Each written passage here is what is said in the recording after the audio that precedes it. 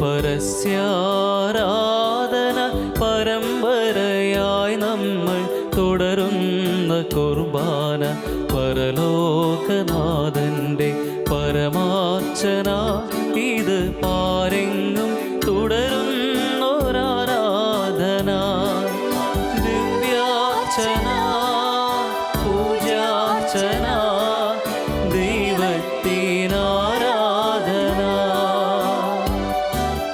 ദിവ്യാർച്ചന പൂജാർച്ചന ദൈവത്തിനാരാധന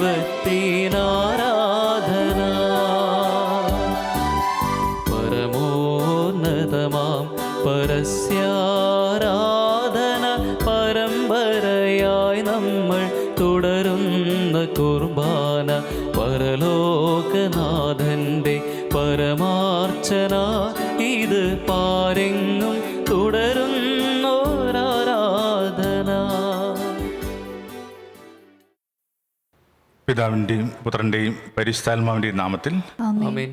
നമ്മുടെ കർത്താവായ യേശുക്രിസ്തുവിൻ്റെ കൃപയും പിതാവായ ദൈവത്തിൻ്റെ സ്നേഹവും പരിശുദ്ധാത്മാവിൻ്റെ സംസർഗവും നിങ്ങളോടുകൂടെ അങ്ങേ ആത്മാവോടും കൂടെ. യേശുവിൽ ഏറ്റവും അഭിവന്ദരെ, ഇന്ന് വിശുദ്ധ ഔസേപ്പിതാവിൻ്റെ ഓർമ്മ തിരുനാളാണ് നമ്മൾ ആചരിക്കുന്നത്.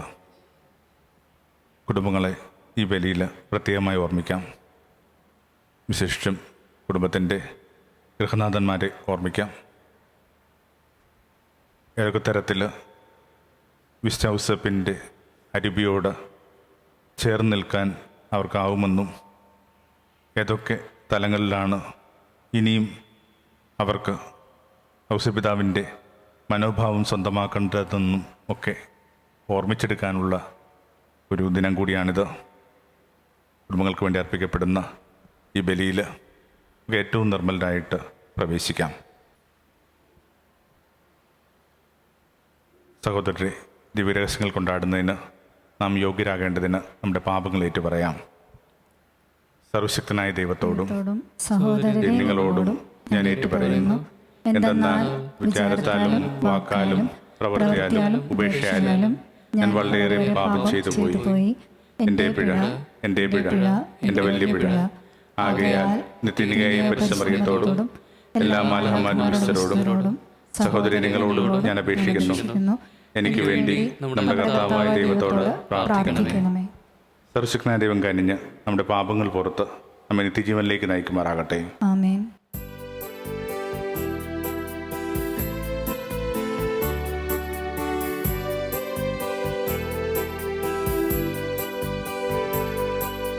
കർത്താവേ കനിയണമേ, കർത്താവേ കനിയണമേ, ക്രിസ്തുവേ കനിയണമേ, ക്രിസ്തുവേ കനിയണമേ, കർത്താവേ കനിയണമേ, കർത്താവേ കനിയണമേ. അത്യുന്നതങ്ങളിൽ ദൈവത്തിനു മഹത്വം, ഭൂമിയിൽ സന്മനസ്സുള്ളോർക്ക് ശാന്തിയുമേ ശാന്തിയുമേ.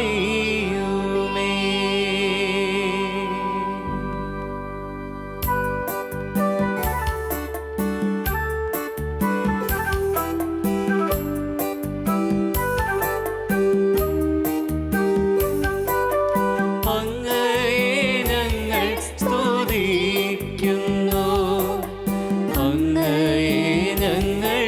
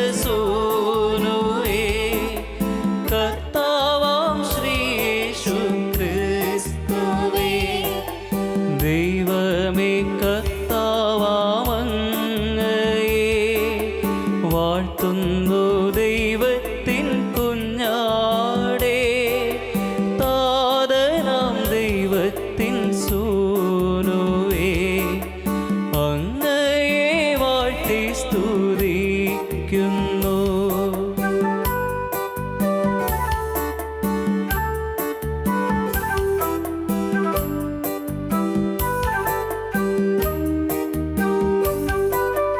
ലോകത്തിൻ പാപനിഹന്താവേ, കാരുണ്യം തൂകണേ ഞങ്ങളിൽ. ലോകത്തിൻ പാപനിഹന്താവേ, ഞങ്ങൾ തൻ പ്രാർത്ഥന കേൾക്കണേ. നിത്യപിതാവിൻ്റെ പാർശ്വത്തിൽ നേർവലം ഭാഗത്തിരുന്നീടും ഞങ്ങൾ തൻ രക്ഷകനേശുവേ, കാരുണ്യം തൂകണേ ഞങ്ങളിൽ.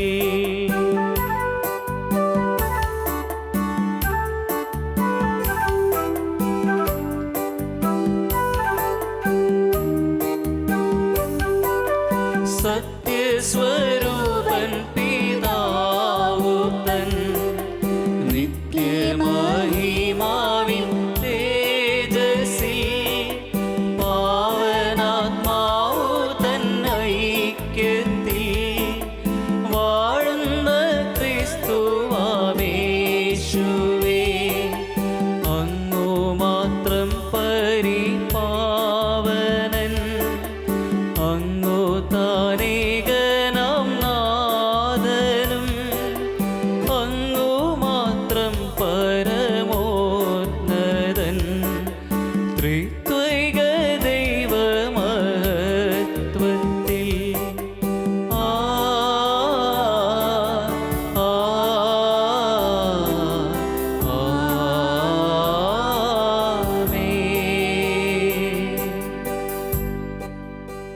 നമുക്ക് പ്രാർത്ഥിക്കാം.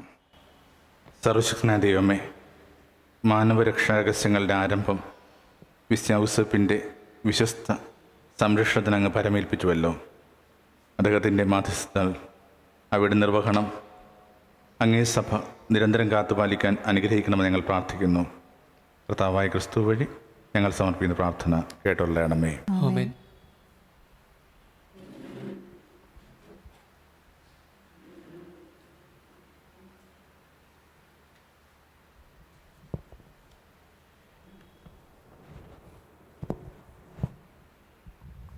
സാമുവേലിൻ്റെ 2-ാം പുസ്തകത്തിൽ നിന്ന്. അക്കാലത്ത് കർത്താവ് നാഥാനോട് അരുളി ചെയ്തു, എൻ്റെ ദാസനായ ദാവീദിനോട് പറയുക, കർത്താവ് അരുളി ചെയ്യുന്നു, എനിക്ക് വസിക്കാൻ നീ ആലയം പണിയുമോ? ദിനങ്ങൾ തികഞ്ഞ് നീ പൂർവികരോട് ചേരുമ്പോൾ നിന്റെ ഔരസപുത്രനെ ഞാൻ ഉയർത്തി അവൻ്റെ രാജ്യം സുസ്ഥിരമാക്കും. അവൻ എനിക്ക് ആലയം പണിയും.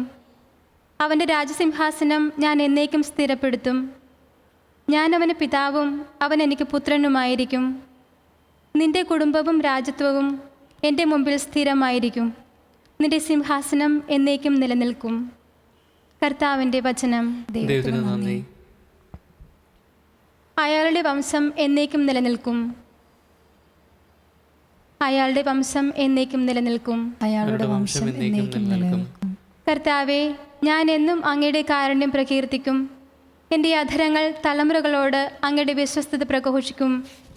എന്തെന്നാൽ അങ്ങയുടെ കൃപ എന്നേക്കും നിലനിൽക്കുന്നു. അങ്ങയുടെ വിശ്വസ്തത ആകാശം പോലെ സുസ്ഥിരമാണ്. അയാളുടെ വംശം എന്നേക്കും നിലനിൽക്കും. അയാളുടെ വംശം എന്നേക്കും നിലനിൽക്കും. അവിടുന്ന് അരുളി ചെയ്തു, എൻ്റെ തിരഞ്ഞെടുക്കപ്പെട്ടവനുമായി ഞാൻ ഒരു ഉടമ്പടിയുണ്ടാക്കി. എൻ്റെ ദാസനായ ദാവീദിനോട് ഞാൻ ശപഥം ചെയ്തു, നിന്റെ സന്തതിയെ എന്നേക്കുമായി ഞാൻ ഉറപ്പിക്കും. നിന്റെ സിംഹാസനം തലമുറകളോളം ഞാൻ നിലനിർത്തും. അയാളുടെ വംശം എന്നേക്കും നിലനിൽക്കും. അയാളുടെ വംശം എന്നേക്കും നിലനിൽക്കും. അവൻ എന്നോട്, എൻ്റെ പിതാവും എൻ്റെ ദൈവവും എൻ്റെ രക്ഷാശിലയും അവിടുന്നാണെന്ന് ഉച്ചത്തിൽ ഉദ്ഘോഷിക്കും. എൻ്റെ കരുണ എപ്പോഴും അവൻ്റെ മേലുണ്ടായിരിക്കും. അവനോടുള്ള എൻ്റെ ഉടമ്പടി അചഞ്ചലമായി നിലനിൽക്കും. അയാളുടെ വംശം എന്നേക്കും നിലനിൽക്കും. അയാളുടെ വംശം എന്നേക്കും നിലനിൽക്കും.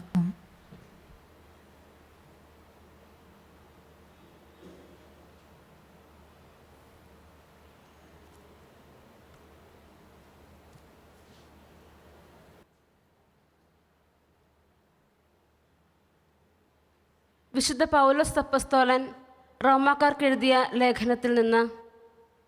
സഹോദരരെ, ലോകത്തിൻ്റെ അവകാശിയാകും എന്ന വാഗ്ദാനം അബ്രാഹത്തിനോ അവൻ്റെ സന്തതിക്കോ ലഭിച്ചത് നിയമത്തിലൂടെയല്ല, വിശ്വാസത്തിൻ്റെ നീതിയിലൂടെയാണ്. അതിനാൽ വാഗ്ദാനം നൽകപ്പെട്ടത് വിശ്വാസത്തിൻ്റെ അടിസ്ഥാനത്തിലാണ്. അത് ഒരു ദാനമായിരിക്കുന്നതിനും അങ്ങനെ അബ്രാഹത്തിൻ്റെ എല്ലാ സന്തതിക്കും, നിയമം ലഭിച്ച സന്തതിക്ക് മാത്രമല്ല, അബ്രാഹത്തിൻ്റെ വിശ്വാസത്തിൽ പങ്കുചേരുന്ന സന്തതിക്കും ലഭിക്കുമെന്ന് ഉറപ്പുണ്ടായിരിക്കുന്നതിനും വേണ്ടിയാണ്. അവൻ നമ്മളെല്ലാവരുടെയും പിതാവാണ്. ഞാൻ നിന്നെ അനേകം ജനതകളുടെ പിതാവാക്കിയിരിക്കുന്നു എന്ന് എഴുതിയിരിക്കുന്നുവല്ലോ. മരിച്ചവർക്ക് ജീവനും അസ്തിത്വമില്ലാത്തവയ്ക്ക് അസ്തിത്വവും നൽകുന്നവൻ്റെ മുമ്പിൽ അവൻ വിശ്വാസമർപ്പിച്ച ദൈവത്തിൻ്റെ സന്നിധിയിൽ ഉറപ്പുള്ളതായിരുന്നു ഈ വാഗ്ദാനം. നിന്റെ സന്തതി ഇപ്രകാരമായിരിക്കും എന്ന് പറയപ്പെട്ടിരുന്നതനുസരിച്ച് താൻ അനേകം ജനതകളുടെ പിതാവാകും എന്ന് പ്രതീക്ഷയ്ക്ക് സാധ്യത ഇല്ലാതിരുന്നിട്ടും പ്രതീക്ഷയോടെ അവൻ വിശ്വസിച്ചു. അതുകൊണ്ടാണ് അവൻ്റെ വിശ്വാസം അവന് നീതിയായി പരിഗണിക്കപ്പെട്ടത്. കർത്താവിൻ്റെ വചനം. ദൈവത്തിന് നന്ദി. Hallelujah, hallelujah, hallelujah, hallelujah. കർത്താവെ, എന്നേക്കും അങ്ങയെ സ്തുതിച്ചുകൊണ്ട് അങ്ങയുടെ ഭവനത്തിൽ വസിക്കുന്നവർ ഭാഗ്യവാന്മാർ.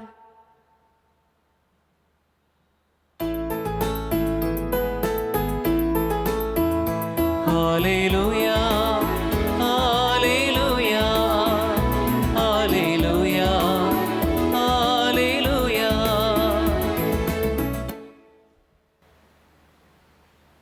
കർത്താവ് നിങ്ങളോട് കൂടെ. അങ്ങേ അങ്ങേ ആത്മാവോടും കൂടെ. മത്തായി എഴുതിയ വിശുവിശേഷത്തിൽ നിന്ന്. കർത്താവേ, കർത്താവേ, അങ്ങേക്ക് അങ്ങേക്ക് മഹത്വം. മഹത്വം. യാക്കോബ് മറിയത്തിൻ്റെ ഭർത്താവായ ജോസഫിൻ്റെ പിതാവായിരുന്നു. അവളിൽ നിന്ന് ക്രിസ്തു എന്ന് വിളിക്കപ്പെടുന്ന യേശു ജനിച്ചു. യേശുക്രിസ്തുവിൻ്റെ ജനനം ഇപ്രകാരമായിരുന്നു. അവൻ്റെ മാതാവായ മറിയവും ജോസഫും തമ്മിലുള്ള വിവാഹ നിശ്ചയം കഴിഞ്ഞിരിക്കെ അവർ സഹവസിക്കുന്നതിന് മുമ്പ് അവൾ പരിശുദ്ധാത്മാവിൽ ഗർഭിണിയായി കാണപ്പെട്ടു. അവളുടെ ഭർത്താവായ ജോസഫ് നീതിമാനാകയാലും അവളെ അപമാനിതയാക്കാൻ ഇഷ്ടപ്പെടാകയാലും അവളെ രഹസ്യമായി ഉപേക്ഷിക്കാൻ തീരുമാനിച്ചു. ഇതേക്കുറിച്ച് ആലോചിച്ചുകൊണ്ടിരിക്കെ കർത്താവിൻ്റെ ദൂതൻ സ്വപ്നത്തിൽ പ്രത്യക്ഷപ്പെട്ട് അവനോട് പറഞ്ഞു, ദാവീദിൻ്റെ പുത്രനായ ജോസഫ്, മറിയത്തെ ഭാര്യയായി സ്വീകരിക്കാൻ ശങ്കിക്കേണ്ട. അവൾ ഗർഭം ധരിച്ചിരിക്കുന്ന പരിശുദ്ധാത്മാവിൽ നിന്നാണ്. അവളുടെ പുത്രനെ പ്രസവിക്കും. നീ അവൻ യേശു എന്ന് പേരിടണം. എന്നാൽ അവൻ തൻ്റെ ജനത്തെ അവരുടെ പാപങ്ങളിൽ നിന്ന് മോചിപ്പിക്കും. ജോസഫ് നിദ്രയിൽ നിന്നുണ്ടെന്ന് കർത്താവിൻ്റെ ദൂതൻ കൽപ്പിച്ചതുപോലെ പ്രവർത്തിച്ചു. കർത്താവിൻ്റെ സുവിശേഷം. ക്രിസ്തു അങ്ങേക്ക് സ്തുതി. യേശുവില ഏറ്റവും അഭിവന്ദരെ, സെൻറ്റ് ജോസഫ് നമുക്ക് വേണ്ടിയുള്ള ഒരു ഓർമ്മപ്പെടുത്തലാണ്. കുറേ കൂടി ഏകാഗ്രമായിട്ടും കുലീനമായിട്ടും നമ്മുടെ ഗാർഹിക ഉത്തരവാദിത്തങ്ങൾ മുന്നോട്ട് കൊണ്ടുപോകാനായിട്ടുള്ള പ്രേരണയാണ്. ജോസഫിന് ലഭിച്ചിരിക്കുന്നൊരു വിശേഷണം നമുക്ക് ലഭിക്കുമോ ഇല്ലേ എന്നുള്ളതാണ് ശരിയായ ചലഞ്ച്. അത് നീതിമാൻ എന്നുള്ളൊരു വിശേഷണം. അധികമൊന്നും ജോസഫിന് വേണ്ടി അപദാനങ്ങൾ വേദപുസ്തകം കരുതി വെക്കുന്നില്ല. പക്ഷെ ആ ഒരു ചെറിയ പദത്തിനകത്ത് ഒത്തിരി കാര്യങ്ങൾ ഉള്ളടക്കം ചെയ്തിട്ടുണ്ട്. വേദപുസ്തകത്തിൻ്റെ പാരമ്പര്യത്തിൽ ഒരാൾക്ക് ചാർത്തിക്കിട്ടാവുന്ന ഏറ്റവും സമ്പൂർണമായ ഒരു വിശേഷണമായിട്ടാണ് ഇത് ഗണിക്കപ്പെടുന്നത്.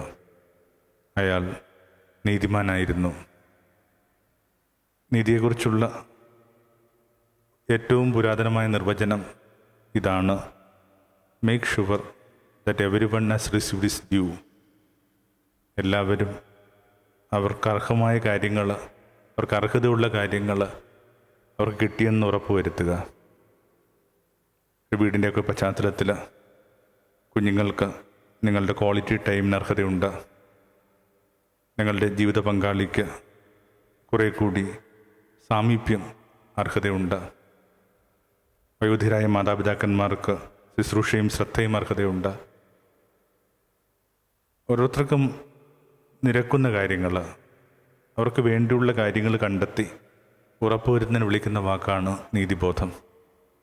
അത് വ്യക്തിപരമായും സാമൂഹ്യപരമായിട്ടുമൊക്കെ ഏറ്റവും പ്രധാനമുള്ള മൂല്യമാണെന്ന് ആർക്കാണ് അറിയാത്തത്? അഷ്ടഭാഗ്യങ്ങൾ എടുക്കുക. അഷ്ടഭാഗ്യങ്ങൾ ആരും വിചാരിക്കരുത് ഒരു പുലരിയിൽ 1, 2, 3 എന്ന് യേശു എണ്ണി പറഞ്ഞു തീർത്തതാണ് അഷ്ടഭാഗ്യമെന്ന്. ഒരായുസ്സിൽ യേശു പറയാൻ ശ്രമിച്ച മുഴുവൻ കാര്യങ്ങളും കൂടി ചേർത്ത് അതിൻ്റെ ചുരുക്കത്തിൻ്റെ പേരാണ് അഷ്ടഭാഗ്യം. നമ്മളിങ്ങനെയാണ് പറയുന്നത്, distilled version of his value system. എൻ്റെ മൂല്യബോധത്തെ ഇങ്ങനെ മാറ്റി ഊറ്റിയൊക്കെ എടുക്കുന്ന യേശുവിൻ്റെ മൂല്യബോധത്തിൻ്റെ പട്ടികയാണ് ഈ പറഞ്ഞ അഷ്ടഭാഗ്യങ്ങൾ.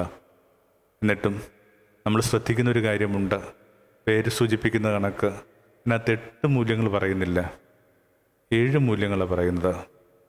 കാരണം ഒരെണ്ണം റിപ്പീറ്റേഷനാണ്. എന്താണത്? നീതി.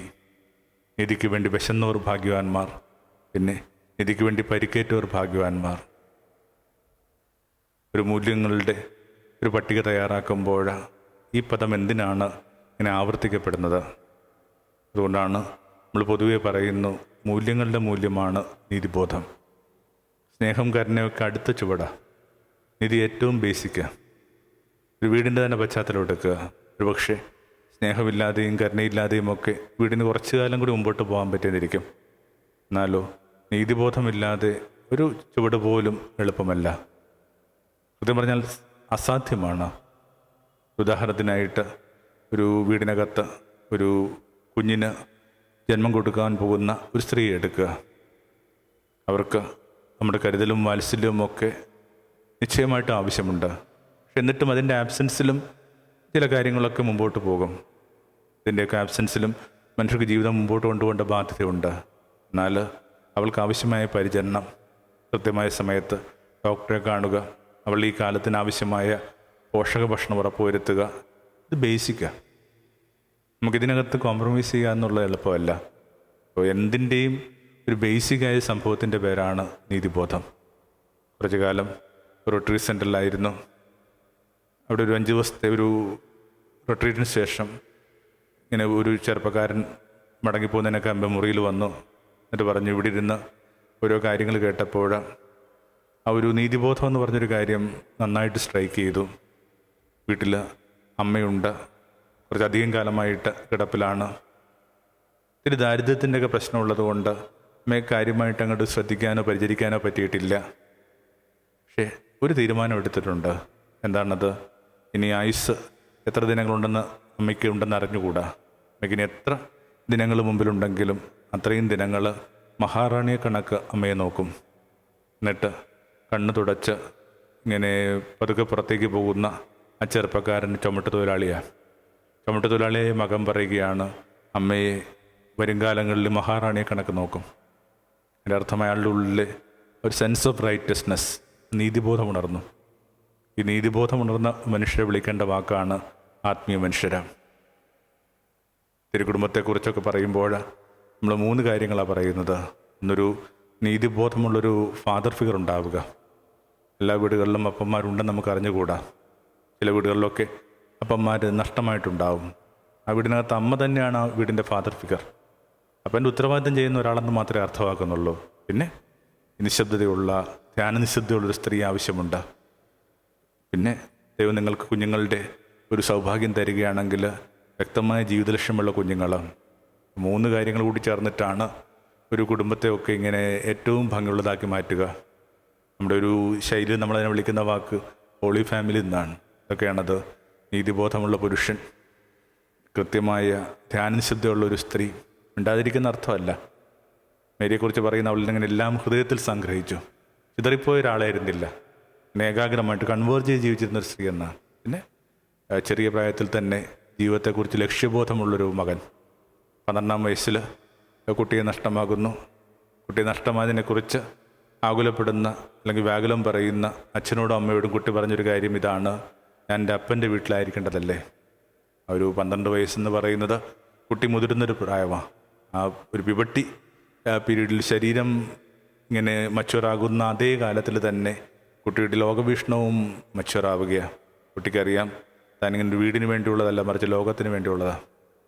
നമുക്ക് ഇന്ന് സെൻറ്റ് ജോസഫിൻ്റെ ആ ഓർമ്മ തിരുനാൾ ആചരിക്കുമ്പോൾ എല്ലാവർക്കും അറിയാവുന്ന ഒരു സന്തോഷ വർത്തമാനമുണ്ട്. ഇത് ജോസഫിൻ്റെ വർഷമായിട്ടാണ് ഈ ഡിക്ലെയർ ചെയ്യപ്പെട്ടിരിക്കുന്നത്.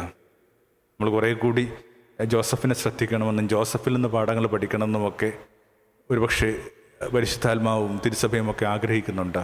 ആ ഒരു ദിനത്തിൽ നമുക്ക് നമ്മുടെ ഗൃഹനാഥന്മാരെ ഏറ്റവും സ്നേഹപൂർവ്വം ഓർമ്മിക്കാം. നമ്മൾക്ക് കുറച്ചുകൂടി ഭേദപ്പെട്ടൊരു ജീവിതം തരാൻ വേണ്ടി അവർ കൊണ്ട വെയിലും അവർ കടന്നുപോയ അപമാനങ്ങളും അവർ കണ്ടെത്തിയ അലച്ചിലുകളുമൊക്കെ നമുക്ക് ഏറ്റവും നമ്രതയോടെ ഓർമ്മിക്കാം. സെൻറ്റ് ജോസഫ് എന്നൊരു പേര് വാസ്തവത്തിൽ എല്ലാ ഗൃഹനാഥന്മാർക്ക് വേണ്ടിയുള്ള പേരാണ്. ഈ സെൻറ്റ് ജോസഫിൽ നിന്നാണ് യേശു തൻ്റെ നീതിബോധം സ്വന്തമാക്കിയതെന്ന് എനിക്ക് തോന്നുന്നു. കാരണം വർഷങ്ങൾക്ക് ശേഷം നമ്മൾ വായിച്ചു കേൾക്കുന്നുണ്ട്, തെറ്റിൽ കുരുക്കപ്പെട്ടൊരു സ്ത്രീ, അവളിങ്ങനെ കല്ലെറിഞ്ഞു കൊല്ലണമെന്നൊക്കെ ആൾക്കൂട്ടം ആവശ്യപ്പെടുമ്പോൾ അത് കേട്ടില്ലെന്ന മട്ടിൽ ഒരു ചെറുപ്പക്കാരൻ നിലത്തിരുന്ന് എഴുതിക്കൊണ്ടിരിക്കുക. എന്നിട്ട് എല്ലാം കഴിയുമ്പോൾ ആൾക്കൂട്ടത്തിൻ്റെ ഒക്കെ ആ ഒരു ഫ്യൂറി, ആ ഒരു കനൽ ഒന്ന് ശമിക്കുമ്പോൾ അവൻ പറഞ്ഞു, നിങ്ങൾ ഈ പാപമില്ലാത്തൊരു കല്ലെറിയട്ടെ.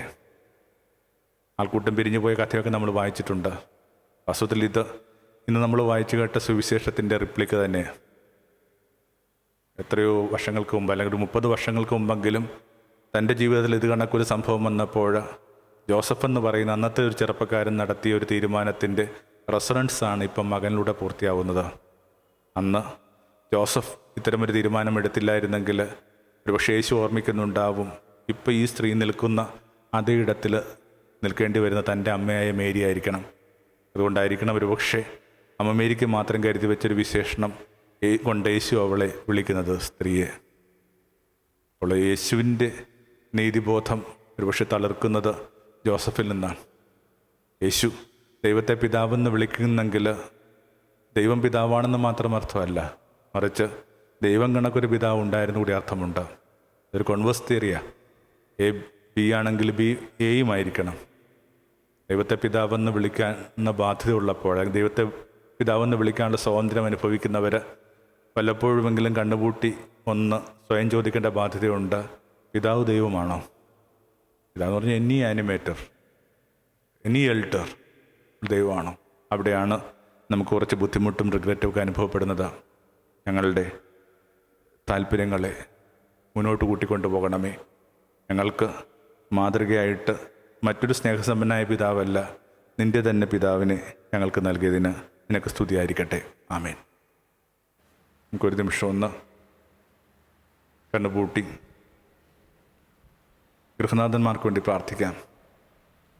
പിന്നെ പ്രകാശമുള്ള ദൈവത്തെ കണക്കുള്ള ഗൃഹനാഥന്മാർ,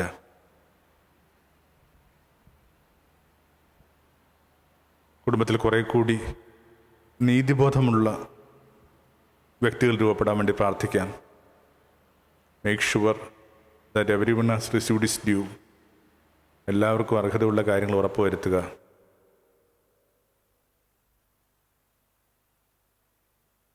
നമുക്ക് സഭയുടെ വിശ്വാസം ഏറ്റുചൊല്ലാം. ഏകദൈവത്തിൽ ഞാൻ വിശ്വസിക്കുന്നു, സ്വർഗത്തിൻ്റെയും ഭൂമിയുടെയും ദൃശ്യവും അദൃശ്യമായ എല്ലാത്തിൻ്റെയും സൃഷ്ടാവും സരസ്വതമായ പിതാവിലെ ഞാൻ വിശ്വസിക്കുന്നു. ഏക കർത്താവും ജാതനായ ഏകദൈവപുത്രനും എല്ലാ യുഗങ്ങൾക്കും മുമ്പ് പിതാവിൽ ജനിച്ചവനുമായ യേശുക്രിസ്തുവിൽ ഞാൻ വിശ്വസിക്കുന്നു. ദൈവത്തിലുള്ള ദൈവവും പ്രകാശിത പ്രകാശവും സത്യദൈവവും ജനിച്ചവനനുസരിക്കപ്പെടാത്തവനും പിതാവുമായ സത്യലേഖനമായ അവിടുന്ന് വഴി സൃഷ്ടിക്കപ്പെട്ടു മനുഷ്യരായ നമുക്ക് വേണ്ടിയും നമ്മുടെ രക്ഷയ്ക്ക് വേണ്ടിയും അവിടെ സ്വർഗ്ഗത്തിലിറങ്ങി പരിശുദ്ധാത്മാവാൽ കന്യാമറിയത്തിന് ശരീരം സ്വീകരിച്ച് മനുഷ്യനായി തീർന്ന് പോന്തിയോസ് പിലാത്തോസിന്റെ കാലത്ത് നമുക്ക് വേണ്ടി ക്രൂശിക്കപ്പെട്ട് പീഡകൾ സഹിച്ച് മരിച്ചടക്കപ്പെട്ടു. വിശുദ്ധീകരണമനുസരിച്ച് 3-ാം ദിവസം ഉയർക്കുകയും സ്വർഗത്തിലേക്ക് ആരോഹണം ചെയ്യുകയും പിതാവിന്റെ വലത്തുഭാഗത്തിരിക്കുകയും ചെയ്യുന്നു. ജീവിക്കുന്നവരെയും മരിച്ചവരെയും വിധിക്കുവാൻ അവിടുന്ന് മഹത്തോടെ വീണ്ടും വരും. അവിടുത്തെ രാജ്യത്തിന് അവസാനം ഉണ്ടാവുകയില്ല. കർത്താവും ജീവദാതാവും പിതാവിൽ നിന്നും പുത്രനിൽ നിന്നും പുറപ്പെടുന്നവനും പിതാവിനോടും പുത്രനോടും ഒപ്പം ആരാധിക്കപ്പെടുന്നവനും സ്തുതിക്കപ്പെടുന്നവനും പ്രവാചകമായി സംസാരിച്ചവനുമായ പരിശുദ്ധാത്മാവിൽ ഞാൻ വിശ്വസിക്കുന്നു. ഏകവും വിശുദ്ധവും സാർവത്രികവും അപ്പസ്തോലികമായ സഭയിലും ഞാൻ വിശ്വസിക്കുന്നു. പാപങ്ങളുടെ മോചനത്തിനായുള്ള ഏകജ്ഞാനസ്നാനം ഞാൻ ഏറ്റുപറയുകയും മരിച്ചവരെ ഉയർപ്പും വരാനിരിക്കുന്ന യുഗത്തിലെ ജീവിതവും ഞാൻ പ്രതീക്ഷിക്കുകയും ചെയ്യുന്നു. ആമേൻ.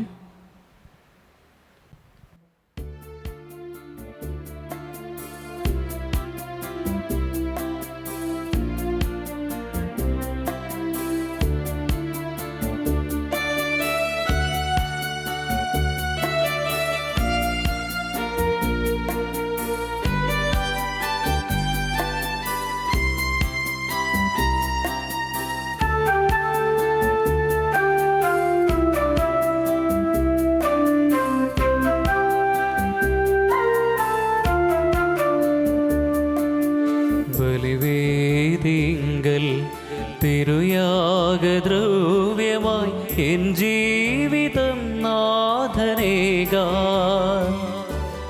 കരുണാർദ്ര സ്നേഹം കരളിൽ നിറയ്ക്കൂ, കനിവോടെ അനുഗ്രഹിക്കൂ. ബലിവേദിങ്കൽ തിരുയാഗദ്രവ്യമായി എൻ ജീവിതം നാഥനേകാൻ കരുണാർദ്ര സ്നേഹം കരളിൽ നിറയ്ക്കൂ, കനിവോടെ അനുഗ്രഹിക്കൂ.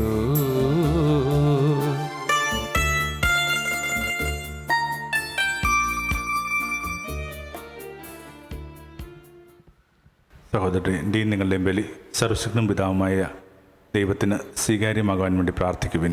കർത്താവിന്റെ നാമത്തിന് സ്തുതിയും മഹിമയ്ക്കും നമ്മുടെ അവിടുത്തെ തിരുസഭയുടെ നന്മയ്ക്കുമായി അങ്ങേക്കരങ്ങളിൽ നീ ബലി സ്വീകരിക്കുമാറാകട്ടെ. കർത്താവേ, പരിശുദ്ധ കന്യാമറിയത്തിൽ നിന്ന് പിറന്ന അങ്ങേ ഏകജാതനെ ഭക്ത്യാദരപൂർവ്വം ഔസേപ്പ് ശുശ്രൂഷിച്ചതുപോലെ നിർമ്മല ഹൃദയത്തോടെ അങ്ങേ അൽത്താരെ ശുശ്രൂഷിക്കുവാൻ ഞങ്ങളെയും അർഹനാക്കണം ഞങ്ങൾ പ്രാർത്ഥിക്കുന്നു. ഞങ്ങൾ കർത്താവായ ക്രിസ്തു വഴി സമർപ്പിത പ്രാർത്ഥന കേട്ടറിയണമേ. കർത്താവ് നിങ്ങളോടുകൂടെ, ഹൃദയങ്ങൾ ഉയർത്തുവിൻ. നമ്മുടെ കർത്താവായ ദൈവത്തിന് നന്ദി പ്രകാശിപ്പിക്കാം. കർത്താവെ, പരിശുദ്ധനായ പിതാവേ, സർവശക്തനുമായ ദൈവമേ, എങ്ങും എപ്പോഴും അങ്ങേക്ക് ഞങ്ങൾ കൃതജ്ഞത അർപ്പിക്കുന്നത് യഥാർത്ഥത്തിൽ ഉചിതവും ന്യായവും യോഗ്യവും രക്ഷാകരവുമാണല്ലോ. ഔസേപ്പിൻ്റെ മഹോത്സവത്തിൽ അർഹമായ സ്തുതികളാൽ അങ്ങേ മഹത്വപ്പെടുത്തുകയും വാഴ്ത്തുകയും പുകഴ്ത്തുകയും ചെയ്യുന്നത് ഉചിതമാണല്ലോ. അങ്ങേ ഏകപുത്രനും പരിശുദ്ധാത്മാവിൻ്റെ പ്രതിബിംബനത്താൽ ജാതനും ഞങ്ങളുടെ കർത്താവുമായ യേശുക്രിസ്തുവിന് പൈതൃക സംരക്ഷണം നൽകാനായി കന്യാമാതാവിൻ്റെ ഭർത്താവായി അങ്ങ് നൽകിയ നീതിമാനായ ഔസേപ്പ് വിശ്വസ്തനും വിവേകവുമായ ദാസനായി അങ്ങേ കുടുംബത്തിന് മേൽ അവരോധിക്കപ്പെട്ടു. അവിടുന്ന് വഴി മാലാഖന്മാർ അങ്ങേ മഹിമ വാഴ്ത്തുന്നു, അധീശന്മാർ ആരാധിക്കുന്നു, ആധികാരികന്മാർ ഭയഭക്തിയോടെ നിലകൊള്ളുന്നു. സ്വർഗവും ശാക്തികന്മാരും ധന്യരായ സറാഫുമാരും ഒരുമിച്ച് ആഹ്ലാദപൂർവ്വം വാഴ്ത്തിപ്പുകഴ്ത്തുന്നു. അവരുടെ സ്വരത്തോട് ഞങ്ങളുടെ സ്വരവും ചേരാൻ അനുവദിക്കണമെന്ന് അപേക്ഷിച്ചുകൊണ്ട് എളിമയോടെ ഏറ്റുപറഞ്ഞ് ഞങ്ങൾ അങ്ങയെ പ്രകീർത്തിക്കുന്നു.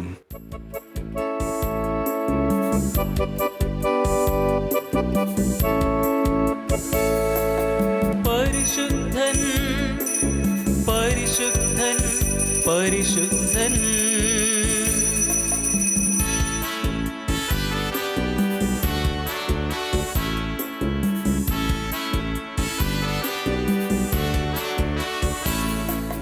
സൈന്യങ്ങൾ തൻ കർത്താവാ ദൈവം പരിശുദ്ധൻ, ദൈവം പരിശുദ്ധൻ. സൈന്യങ്ങൾ തൻ കർത്താവാ ദൈവം പരിശുദ്ധൻ, ദൈവം പരിശുദ്ധൻ.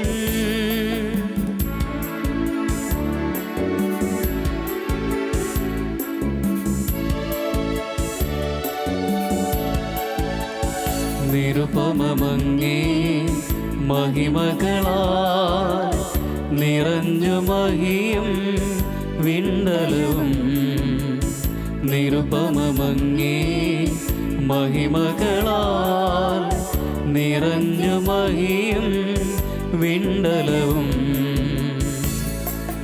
ഹോസാന ഹോസാന ഹോസാന അത്യുന്നതങ്ങളിൽ ഹോസാന.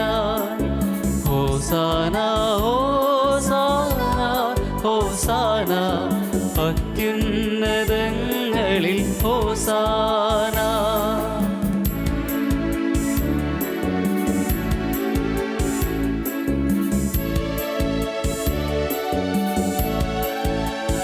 കർത്താവിൻ തിരുനാമത്തിൽ വരുവോനേറ്റം ധന്യനുമാ. കർത്താവിൻ തിരുനാമത്തിൽ വരുവോനേറ്റം ധന്യനുമാ. ഹോസാന ഹോസാന ഹോസാന അത്യുന്നതങ്ങളിൽ ഹോസാന. ഹോസാന ഹോസാന ഹോസാന അത്യുന്നതങ്ങളിൽ ഹോസാന. അത്യുന്നതങ്ങളിൽ ഹോസാന. അത്യുന്നതങ്ങളിൽ ഹോസാന. കർത്താവെ, സർവ്വവിശ്വരവുടമായ അങ്ങ് സത്യമായും പരിശുദ്ധനാവുന്നു. ആകയാൽ അങ്ങേ ആത്മാവാൽ മഞ്ഞുകണം പോലെ ഈ കാണിക്കകൾ പവിത്രമാക്കണമേ. അങ്ങനെ ഞങ്ങൾക്കായി ഇവ ഞങ്ങളുടെ കർത്താവായ യേശുക്രിസ്തുവിൻ്റെ ശരീരവും രക്തവുമായി തീരുമാറാകട്ടെ. അവിടുന്ന് ഒറ്റിക്കൊടുക്കപ്പെട്ട സ്വമനസ്സാലെ പീഡകൾ സഹിച്ചപ്പോൾ അപ്പമെടുത്ത് കൃതജ്ഞ പ്രകാശിപ്പിച്ച് മുറിച്ച് തൻ്റെ ശിഷ്യന്മാർക്ക് കൊടുത്തുകൊണ്ട് അരുൾ ചെയ്തു, എല്ലാവരും ഇതിൽ നിന്ന് വാങ്ങി ഭക്ഷിക്കുവിൻ. എന്തെന്നാൽ ഇത് നിങ്ങൾക്ക് വേണ്ടി അർപ്പിക്കുവാനിരിക്കുന്ന എൻ്റെ ശരീരമാകുന്നു.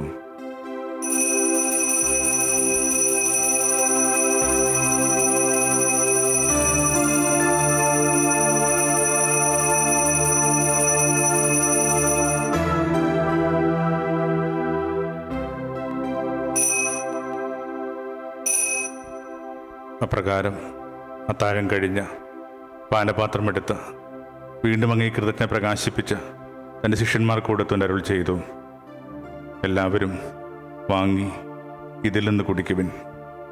എന്തെന്നാൽ ഇത് നിങ്ങൾക്ക് വേണ്ടിയും അനേകർക്ക് വേണ്ടിയും പാപമോചനത്തിനായി ചിന്തപ്പെടാനിരിക്കുന്ന എൻ്റെ രക്തത്തിൻ്റെ നവീനവും സനാതനവുമായ ഉടമ്പടിയുടെ പാനപാത്രമാകുന്നു. ഇത് നിങ്ങൾ എൻ്റെ ഓർമ്മയ്ക്കായി ചെയ്യുവിൻ.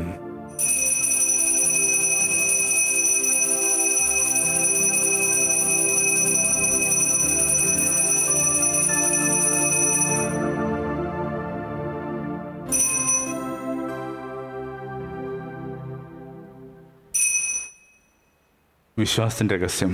കർത്താവേ, അങ്ങ് വീണ്ടും വരുന്നവരെ അങ്ങേ മരണം ഞങ്ങൾ പ്രഖ്യാപിക്കുന്നു, അങ്ങേ ഉയർപ്പ് ഞങ്ങൾ ഏറ്റുപറയുന്നു. ആകയാൽ കർത്താവെ, അവിടുത്തെ മരണവും ഉയർപ്പും ഓർത്തുകൊണ്ടും അങ്ങേ തിരുമ്പ് നിൽക്കുന്നതിനും അങ്ങേ പരിചരിക്കുന്ന അർഹാക്കി തീർത്തതിന് ഞങ്ങൾ നന്ദി പറഞ്ഞുകൊണ്ട് ജീവൻ്റെ അപ്പവും രക്ഷയുടെ പാനപാത്രവും ഞങ്ങൾ അങ്ങേക്ക് അർപ്പിക്കുന്നു. ക്രിസ്തുവിൻ്റെ ശരീരത്തിലും രക്തത്തിലും പങ്കുചേരുന്ന ഞങ്ങളെ പരിശുദ്ധാത്മാവിൽ ഒന്നായി ചേർക്കണമെന്ന് താഴ്മയോടെ ഞങ്ങൾ അപേക്ഷിക്കുന്നു. കർത്താവെ, ലോകമെങ്ങും വ്യാപിച്ചു കിടക്കുന്ന അങ്ങേ സഭയെ ഓർക്കണമേ. ഞങ്ങളുടെ പരിശുദ്ധ പാപ്പയും രൂപതാധ്യക്ഷനായ ജോസഫ് കരിയിൽ പിതാവിനും വൈദികണത്തോടുമൊത്ത് സഭയെ അങ്ങേ സ്നേഹത്തിൻ്റെ പൂർണ്ണതയിലെത്തിക്കണമേ. നമ്മുടെ കുടുംബങ്ങളിൽ നിന്ന് മരണമടഞ്ഞവരെ ഓർമ്മിക്കാം, ശിഷ്യ മാതാപിതാക്കന്മാരെ ഓർമ്മിക്കാം. ഉയർപ്പിന് പ്രത്യാശ നിലകൊള്ളുന്ന ഞങ്ങളുടെ സഹോദരങ്ങളെയും അങ്ങേ കാരുണ്യത്തിൽ മരണമടഞ്ഞ സകലരെയും അങ്ങ് ഓർക്കുകയും അങ്ങേ മുഖത്തിൻ്റെ പ്രകാശത്തിലേക്ക് അവരെ ആനയിക്കുകയും ചെയ്യണമേ. ഞങ്ങളെല്ലാവരിലും കനിയണമെന്ന് ഞങ്ങൾ പ്രാർത്ഥിക്കുന്നു. അങ്ങനെ ദൈവമാതാവായ പരിശുദ്ധ കന്യാമറിയത്തോടും ആ കന്യകയുടെ ഭർത്താവായ ഭാഗ്യപ്പെട്ട ഔസേപ്പിനോടും അനുഗ്രഹീതരായ അപ്പോസ്തലന്മാരോടും കാലാകാലങ്ങളിൽ അങ്ങയെ പ്രസാദിപ്പിച്ച സകല വിസ്തരോടുമൊത്ത് നിത്യജീവനിൽ പങ്കുചേരുവാൻ ഞങ്ങളെ അർഹരാക്കുകയും അങ്ങേ പുത്രനായ യേശുക്രിസ്തു വഴി ഞങ്ങൾ അങ്ങയെ സ്തുതിക്കുകയും മഹത്വപ്പെടുത്തുകയും ചെയ്യുമാറാകട്ടെ.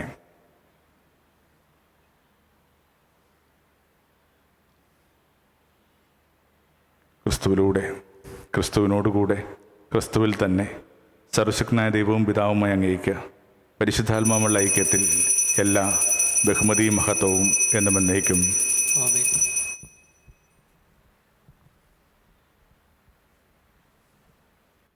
രക്ഷാകരമായ കൽപ്പനകളാൽ ഉദ്ബോധിതരായും ദിവ്യോപദേശത്താൽ രൂപവൽക്കൃതരായും നിർഭയം നമുക്ക് ഏറ്റുചൊല്ലാം.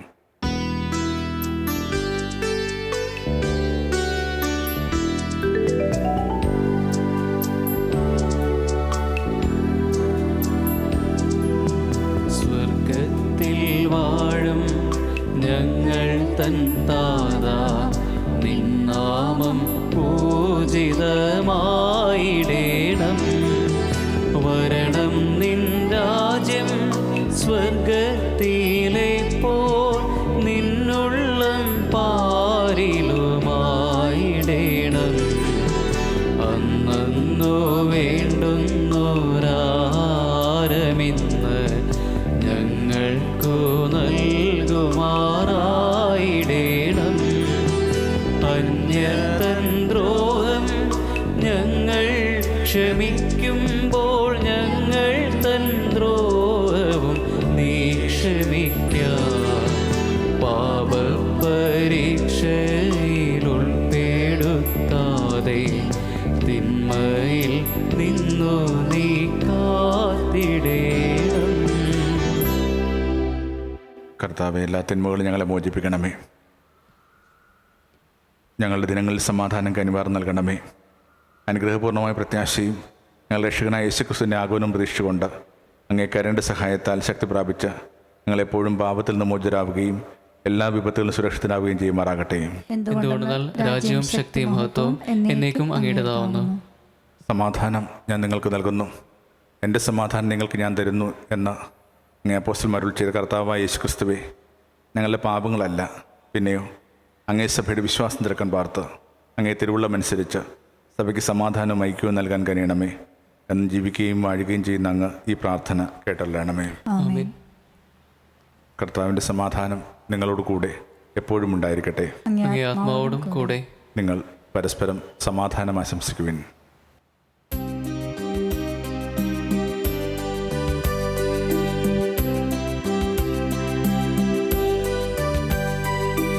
ലോകത്തിൻ പാപങ്ങൾ നീക്കിടും ദൈവത്തിൻ കുഞ്ഞാടേ, ഞങ്ങളിൽ നീ കനിയേണമേ.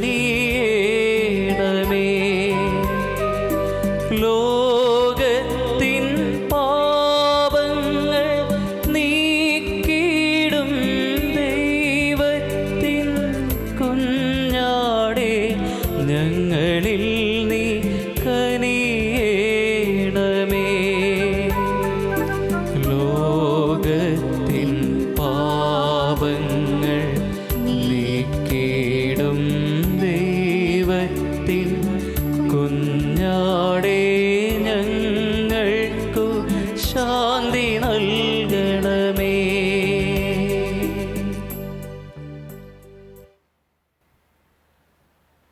ഇതാ ദൈവത്തിൻ്റെ കുഞ്ഞാട്, ഇതാ ലോകത്തിൻ്റെ പാപങ്ങൾ നീക്കുന്നവൻ. കുഞ്ഞാടിൻ്റെ വിരുന്നിന് ക്ഷണിക്കപ്പെട്ടിരിക്കുന്നവർ അനുഗ്രഹീതർ. കർത്താവേ, അങ്ങയുടെ വാക്കിൽ പ്രവേശിക്കാനല്ല, അങ്ങൊരു വാക്കുച്ചാൽ മാത്രം മതി, എൻ്റെ ആത്മാവ് സുഖം പ്രാപിക്കും.